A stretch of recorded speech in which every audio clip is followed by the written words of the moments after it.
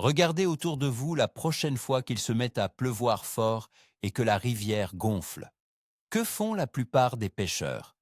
Ils râlent, ils rangent leurs cannes en vitesse, ils jettent leurs appâts et ils courent vers leur voiture. Pourquoi? Parce que l'eau devient marron et que le courant accélère. Ils sont persuadés que la pêche est morte. Eh bien, laissez-moi vous dire une vérité qui dérange. Au moment exact où ils démarrent leur moteur pour rentrer, la meilleure session de pêche de l'année vient tout juste de commencer. Dans cette vidéo, on va comprendre pourquoi la montée des eaux n'est pas une malédiction, mais une bénédiction. Je vais vous prouver que les vieilles croyances qui disent qu'on ne prend rien en eau trouble sont complètement fausses. Vous allez découvrir pourquoi le poisson devient complètement fou pendant ces moments précis.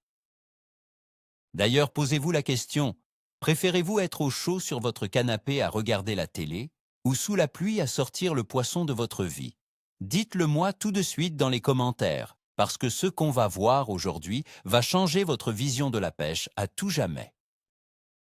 Depuis qu'on est gamin, on entend les anciens nous répéter la même rengaine au bord de l'eau. Ils disent que si l'eau ressemble à du café au lait, le poisson ne voit plus rien et arrête de mordre. Ils disent que les branches qui descendent avec le courant rendent la pêche impossible. C'est vrai que pêcher dans ces conditions demande plus d'efforts. C'est sale, c'est humide, c'est moins confortable. Alors, par pure habitude et par confort, des générations entières de pêcheurs ont pris le réflexe de fuir. On a associé le mauvais temps et l'eau teintée à une mauvaise pêche. C'est humain. On aime pêcher quand il fait beau, quand l'eau est claire, quand on voit son bouchon ou son leurre facilement. Mais la biologie du poisson fonctionne exactement à l'inverse de nos envies de confort. Pour eux, une montée d'eau, c'est le signal de la fin de la disette. C'est un événement naturel majeur qui déclenche une frénésie alimentaire incontrôlable. Le problème, c'est qu'on a gardé nos réflexes d'humain douillet au lieu d'adopter le point de vue du prédateur. Il est temps de remettre les pendules à l'heure et d'apprendre à pêcher intelligemment. Imaginez la scène un matin d'automne au bord de votre rivière préférée. Vous avez passé 2 heures à préparer votre poste. Soudain, une pluie diluvienne s'abat sur vous. Le niveau de l'eau commence à monter à vue d'œil. La couleur de l'eau passe du vert clair au marron foncé. Le premier réflexe de tout le monde, c'est de plier bagage. On se dit que l'eau devient trop sale et que le courant va tout gâcher. C'est l'exode massif. Sur 10 pêcheurs présents, 9 rentrent à la maison. C'est une erreur monumentale. En fuyant l'inconfort, vous fuyez l'instant précis où la rivière s'éveille. Le poisson vit dans l'eau. Il s'en moque d'être mouillé. Ce changement brutal de son environnement ne le fait pas fuir, bien au contraire. C'est un signal d'alarme naturel qui réveille ses instincts les plus primaires. Pendant que vos collègues sont en train de boire un café chaud bien au sec, vous êtes sur le point de vivre des moments d'une intensité rare. Accepter d'être mouillé, c'est le premier pas pour sortir du lot. La première chose à comprendre, c'est ce qui se passe réellement sous la surface quand l'eau monte. C'est un bouleversement total. La montée des eaux lave les berges. Elle arrache de la terre, des feuilles et surtout, une quantité phénoménale de nourriture. Des milliers de vers de terre, d'insectes, de larves et de limaces sont soudainement emportés par le courant. Pour les poissons, c'est comme si les portes du plus grand buffet à volonté du monde venaient de s'ouvrir grand. Ils le sentent arriver de très loin. Ce n'est pas juste un petit repas, c'est une occasion en or de faire des réserves d'énergie facilement. Les petits poissons blancs se jettent sur les insectes et devinez qui se jette sur les petits poissons blancs? Les gros prédateurs. Tout le monde est en chasse. La chaîne alimentaire entière entre en ébullition en l'espace de quelques minutes. Si vos appâts se trouvent dans l'eau à ce moment précis, ils seront considérés comme une partie de ce festin naturel. Il est temps de tordre le cou à un mythe qui a la vie dure. Le fameux mythe de l'eau boueuse qui rend les poissons aveugles. Vous avez déjà entendu un gars vous dire qu'il ne pêche pas parce que l'eau ressemble à du chocolat et que les poissons ne voient pas l'appât. C'est une vision totalement fausse. Le poisson ne chasse pas uniquement avec ses yeux. Dans l'eau trouble, ses autres sens prennent le relais à une puissance incroyable. Il utilise sa ligne latérale pour ressentir la moindre vibration. Il utilise son odorat très développé pour repérer une proie à plusieurs dizaines de mètres, même dans le noir complet. Mieux encore, l'eau trouble est une protection pour eux. Ils se sentent en sécurité. Ils savent que les prédateurs venus du ciel comme les oiseaux ne peuvent plus les voir. Du coup, ils perdent leur méfiance habituelle. Un poisson qui était craintif la veille devient agressif et confiant. L'eau sale est votre meilleur allié pour tromper leur vigilance. Parlons du placement des poissons. C'est là que 90% des pêcheurs qui décident de rester font fausse route.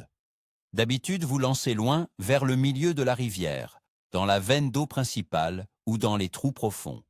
Mais quand l'eau monte et que le débit s'accélère, le milieu de la rivière devient une véritable machine à laver. C'est épuisant pour n'importe quel poisson d'y rester. Pour ne pas gaspiller leur énergie à lutter contre un courant surpuissant, ils fuitent le centre de la rivière. Ils cherchent des zones de repos. Et où se trouvent ces zones? Exactement sous vos pieds. Ils se rapprochent massivement des berges. Ils viennent se coller contre les bordures, là où le courant est freiné par la pente, les racines ou les herbiers. Si vous continuez à lancer au milieu, vous lancez dans un désert de boue. Le poisson n'est plus là-bas, il a déménagé juste devant vous. C'est une situation que j'adore observer au bord de l'eau. Imaginez un pêcheur avec ses bottes, debout dans 15 cm d'eau sur l'herbe inondée. Il lance son leurre ou son montage à 40 mètres de là avec toute sa force. Ce qu'il ne sait pas, c'est que les carpes ou les gros carnassiers nagent littéralement dans l'herbe inondée, à 1 mètre derrière lui ou juste sur les côtés. Quand l'eau recouvre les prairies de bordure, ce sont de nouvelles terres vierges à explorer pour le poisson. L'herbe submergée regorge de nourriture fraîche. Le mot d'ordre ici est radical. Arrêtez de lancer loin. Pêchez à 1 mètre du bord. Parfois, votre fil ne devrait même pas toucher l'eau du courant principal. Laissez simplement votre appât descendre le long du talus, juste en dessous de la cassure de la berge. Vous serez choqué de voir la violence des touches à une distance aussi ridicule. Maintenant qu'on sait où ils sont, il faut adapter la stratégie pour les séduire. Avec cette eau chargée en sédiments, vous pouvez oublier les petits appâts subtils et les montages ultra fins. La finesse ne sert à rien quand on ne voit pas à 5 cm. Il vous faut des signaux forts. Si vous pêchez aux appâts naturels, c'est le moment de sortir les gros bouquets de verre, de terre bien dodue. Le sang, le jus, l'odeur forte, c'est ce qui va guider le poisson jusqu'à votre hameçon.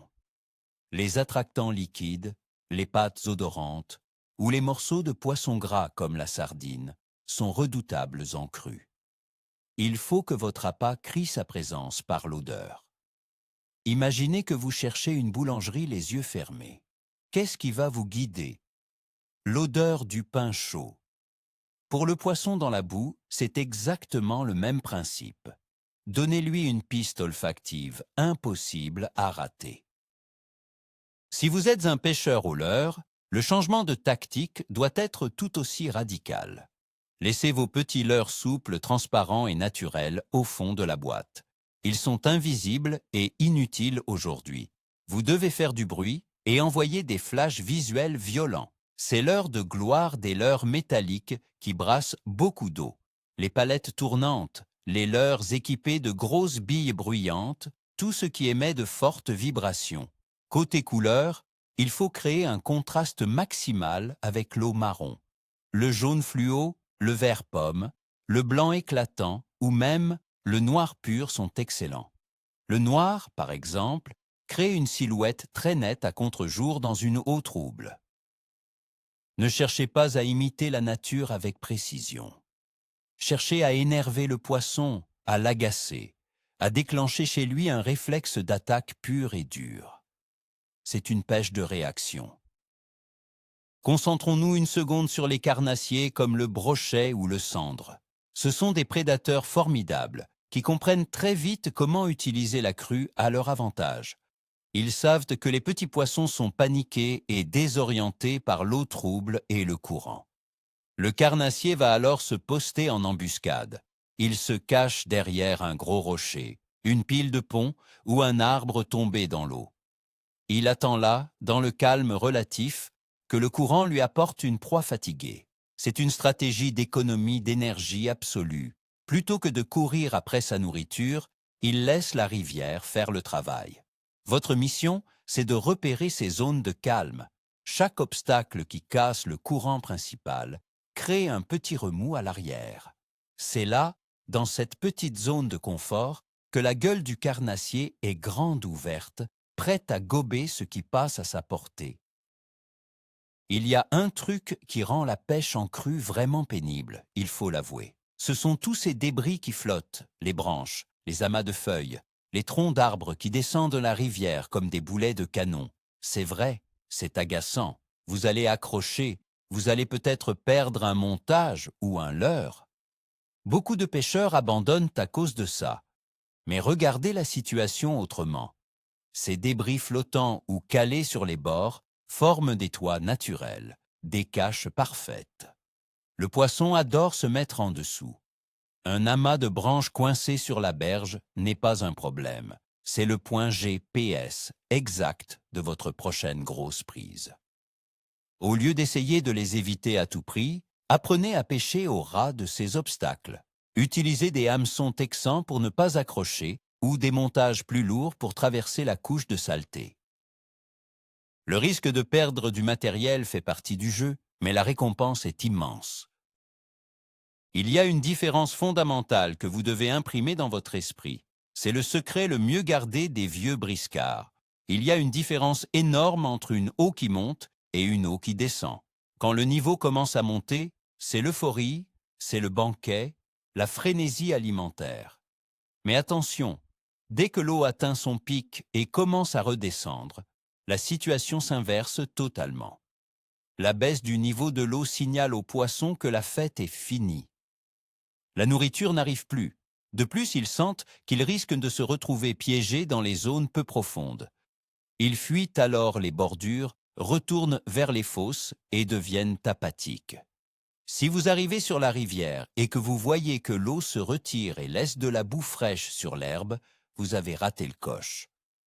Le meilleur moment, c'est la période de gonflage, pas la décrue. Avant d'aller plus loin dans les astuces, on doit faire une pause sur un point vital, votre sécurité. Pêcher la crue, ce n'est pas une balade de santé du dimanche après-midi. Le courant a une force inouïe.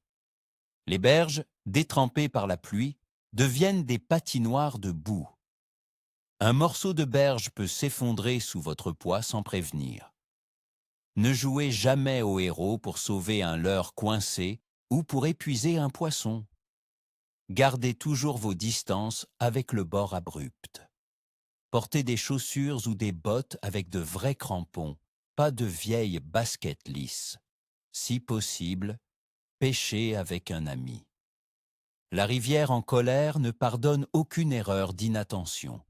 Observez le comportement de l'eau. Regardez où on met les pieds à chaque pas.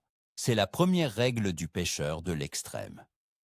Aucun poisson ne vaut de prendre un bain forcé dans une eau glaciale à 10 km/h. Parlons un peu de votre matériel. Vous ne pouvez pas attaquer une rivière en crue avec votre canne ultra légère et votre fil fin comme un cheveu. Les conditions sont devenues brutales. Votre matériel doit l'être aussi. Le courant exerce une pression énorme sur la bannière de votre fil. Si vous pêchez au posé, il faut monter le poids de vos plombs de manière significative. Un plomb de 40 grammes sera emporté comme un fétu de paille. Passez à 80, 100 ou même 120 grammes si nécessaire. Votre fil doit aussi être plus épais car vous pêchez près des bords, là où se trouvent des racines et des cailloux abrasifs. Quand vous piquez un beau poisson, vous n'avez pas le temps de le laisser faire des grands rushs. Il faut le brider, l'empêcher de prendre le courant fort au milieu de la rivière, sinon c'est la casse assurée. Équipez-vous lourd, pêchez solide. Pour les passionnés de pêche à la carpe, la montée des eaux est un phénomène fascinant. Oubliez vos postes habituels amorcés à 100 mètres. Quand l'eau sort de son lit normal, la carpe se comporte comme une vache dans un nouveau pâturage. Elle vient littéralement brouter l'herbe inondée. Elle cherche les escargots, les vers, les petites graines tombées des arbres. C'est l'un des rares moments où vous pouvez pêcher la carpe à l'arraché, avec un simple gros ver de terre ou un morceau de pain à 3 mètres du bord. Pas besoin de bateaux amorceurs ou de tonnes de bouillettes. Une discrétion absolue sur la berge est de mise, car le poisson est sous l'action de votre canne. Si vous tapez des pieds sur le sol, les vibrations vont les faire fuir instantanément. Posez votre ligne doucement, reculez de 2 mètres, asseyez-vous sur votre seau et attendez le départ fulgurant. Et que dire du roi des eaux troubles, le silure? Pour lui, la crue, c'est Noël avant l'heure. C'est le moment qu'il attendait pour sortir de sa léthargie. Le silure a une vue médiocre en temps normal, mais ses barbillons sont des radars ultrasensibles. L'eau sale est son élément de prédilection. Les petits poissons blancs, fatigués, qui se réfugient dans les bordures, deviennent des proies faciles pour cette immense machine à aspirer. Pendant les crues, on voit souvent les gros silures monter chasser très près de la surface ou dans moins d'1 mètre d'eau. C'est le moment idéal pour leur proposer de grosses bouchées. Une grosse grappe de vers de terre agitée au ras du fond ou un gros leurre souple ramené lentement près d'un amorti de courant. Si vous rêvez de battre votre record sur un poisson hors norme, c'est sous la pluie et dans la boue que vous avez le plus de chances de croiser son chemin. Abordons l'aspect psychologique de la chose. C'est souvent là que la bataille se gagne ou se perd. Il fait froid, la pluie coule dans le cou de votre veste, vos doigts sont engourdis. Tout vous pousse à abandonner et à vous dire que c'est une mauvaise idée. Mais c'est précisément cette difficulté qui élimine la concurrence. Vous avez la rivière pour vous tout seul. Ceux qui réussissent régulièrement de grandes pêches ne sont pas toujours ceux qui ont le meilleur matériel, ce sont ceux qui ont le meilleur mental. Ils acceptent l'inconfort. Ils se concentrent sur la certitude que les conditions difficiles déclenchent l'appétit des poissons. Faites un pacte avec vous-même. La prochaine fois que le temps se gâte, au lieu de râler, souriez. Dites-vous que la loterie vient de commencer et que vous avez acheté le seul billet gagnant du secteur.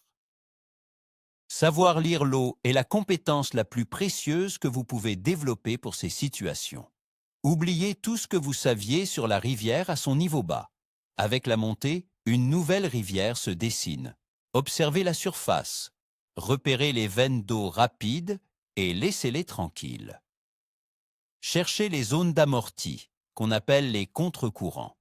Ce sont ces zones où l'eau semble tourner en rond ou remonter dans le sens inverse du courant principal. Ces tourbillons ramènent la nourriture en suspension et créent des zones de repos parfaites.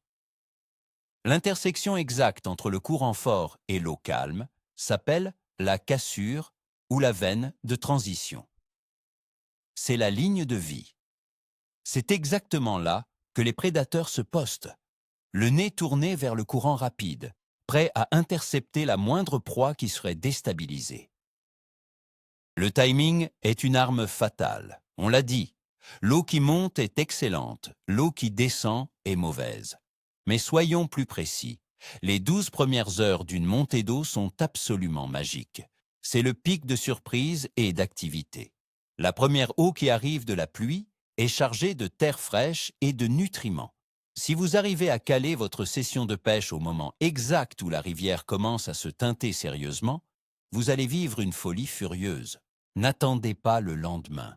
Si la pluie commence à tomber lourdement en début d'après-midi, prenez votre matériel et filez à l'eau pour la fin de journée. L'anticipation fait toute la différence. Plus vous attendez, plus le poisson s'habitue à cette nouvelle donne alimentaire et finira par se gaver. Il faut être là quand la faim devient incontrôlable au tout début du phénomène. Laissez-moi vous raconter une situation classique vécue au bord de l'eau à l'automne dernier. Le ciel tombe sur la tête. Un vent a décorné les bœufs. Mes deux collègues, grelottants, décident de plier les gaules vers 10 heures du matin. Ils n'avaient pas eu une touche dans le courant du milieu. Je décide de rester, malgré l'eau glaciale qui perçait ma veste. J'ai pris ma canne, j'ai reculé sur la berge de 2 mètres. J'ai lancé un gros leurre souple vert fluo le long d'un arbre tombé à l'eau, à moins de 4 mètres du bord, dans 60 centimètres de profondeur. L'eau était marron, opaque. Au premier passage, un choc brutal dans la canne. Un cendre massif. En moins d'1 heure, en pêchant dans les bottes et dans un calme relatif par rapport au courant central, j'ai sorti 3 poissons magnifiques. Mes amis, eux, étaient en train de nettoyer leur voiture. C'est ça, la magie de la crue. C'est pour cela que je recommande toujours de réviser sa boîte de pêche en fonction de la météo. Prévoyez toujours un petit kit d'urgence pour eau sale que vous laissez dans le coffre de la voiture. Ce kit n'a pas besoin d'être énorme.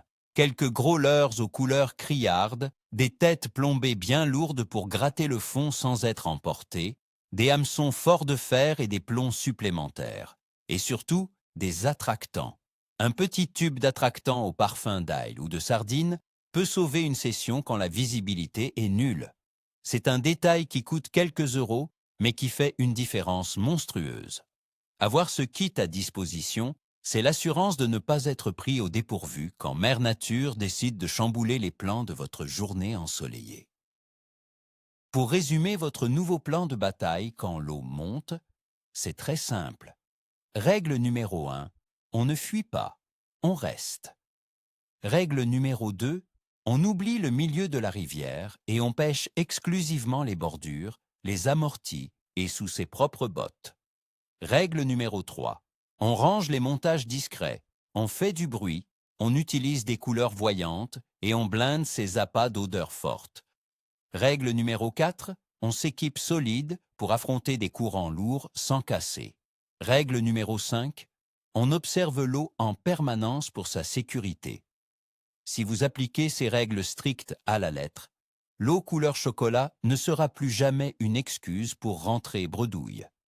Elle deviendra votre indicateur préféré pour sortir prendre du poisson pendant que les autres font la sieste. Voilà, on a démonté un par un les mythes de l'eau trouble et de la crue. Le vrai tournant de votre progression de pêcheur, c'est le moment où vous réalisez que les pires conditions humaines sont souvent les meilleures conditions pour la nature. Le poisson se fiche de la pluie. Il est en train de vivre un festin phénoménal. Et la seule question est de savoir si vous serez là pour y participer. Changez de tactique, pêchez à vos pieds, osez les couleurs vives et les fortes odeurs. Vous venez de comprendre pourquoi 1% des pêcheurs fait des cartons incroyables, pendant que le reste pleure sur la météo. Merci d'avoir suivi cette vidéo jusqu'au bout. Si ce nouveau regard sur la pêche vous a plu et va vous aider pour vos prochaines sorties, n'oubliez pas de vous abonner à la chaîne, ça nous aide énormément. Lâchez un gros pouce bleu et maintenant à vous de jouer. Dites-moi dans les commentaires quelle a été la plus grosse prise que vous avez faite sous un temps abominable. J'ai hâte de lire vos histoires. À très vite au bord de l'eau et d'ici là, bonne pêche.